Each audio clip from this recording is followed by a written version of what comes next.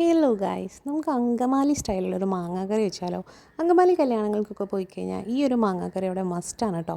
അപ്പോൾ അതിന് വേണ്ടി ഞാൻ 2 മാങ്ങ തൊലി കളഞ്ഞെടുത്തിട്ട് അതിൽ മഞ്ഞൾപ്പൊടിയും ഉപ്പും സുറുക്ക അതായത് വിനാഗിരിയും കൂടി ചേർത്തിട്ട് കുഴച്ച് വെച്ചിട്ടുണ്ട്.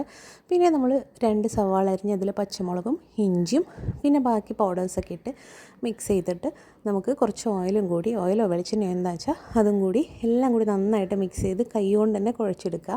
എന്നിട്ട് അതിൽ കുറച്ച് വെള്ളം ഒഴിച്ചിട്ട് പിന്നെ നമ്മൾ നേരത്തെ മിക്സ് ചെയ്ത് വെച്ച മാങ്ങയും കൂടി നമ്മളുടെ ഈ കറിക്കലത്തിലിട്ടിട്ട് വേവിച്ചെടുക്കുക. വെള്ളം നന്നായിട്ട് വറ്റി കഴിയുമ്പോൾ 2-ാം പാൽ ഒഴിച്ചു കൊടുക്കുക. അതിന് ശേഷം ഒരു തിള വരുമ്പോൾ നമ്മൾ 1-ാം പാൽ ഒഴിച്ചു കൊടുക്കുക. 1-ാം പാൽ ഒഴിച്ചിട്ട് ഒരു തിള മാത്രമേ വരാൻ പാടുള്ളൂ, അപ്പോൾ തന്നെ ഓഫ് ചെയ്യുക. പിന്നെ നമുക്കിതൊന്ന് താളിച്ചെടുക്കാം. അതിന് വേണ്ടിയിട്ടൊരു ചട്ടിയിൽ കടുക്, പിന്നെ നമ്മൾ വേപ്പില, അതുപോലെ ഉള്ളി, ചെറിയ ഉള്ളിയാണ് എടുത്തേക്കുന്നത്, പിന്നെ വറ്റൽമുളകും, ഇതെല്ലാം കൂടി നന്നായിട്ട് ഒന്ന് മുരിച്ചെടുത്തിട്ട് നമ്മൾ കറിയിൽ ഒഴിച്ചു കൊടുക്കാം. അടിപൊളി ടേസ്റ്റാണ്, ട്രൈ ചെയ്ത് നോക്കൂ കേട്ടോ.